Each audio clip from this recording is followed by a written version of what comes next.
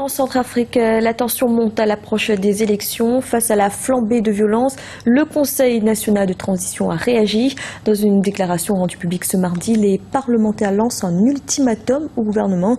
Ils donnent une semaine pour réarmer les FACA, les forces armées centrafricaines. Awa Barkala. Tension et confusion à Bangui, capitale centrafricaine.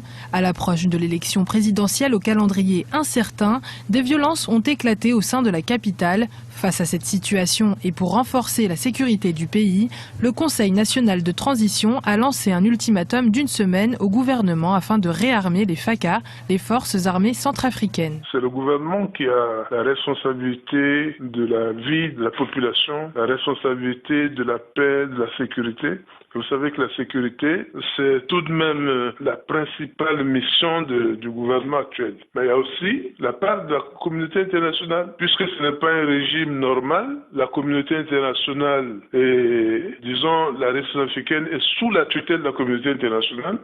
Donc, il y a à la fois la responsabilité du gouvernement et la responsabilité de la communauté internationale. La communauté internationale, qui a déjà été interpellée par plusieurs acteurs de la vie politique centrafricaine, semble impuissante face au regain de violence au sein de la capitale. De son côté, la présidente de la transition, Catherine Samba-Panza, critique la MINUSCA pour son manque de coordination et d'efficacité dans sa mission. Vous savez, le CNT exprime l'opinion de la population, selon laquelle les forces internationales ne la protègent pas suffisamment ou presque pas. Et même les candidats à la présidence devraient se réunir très rapidement pour proposer des solutions à la communauté internationale face à la crise que le pays vit.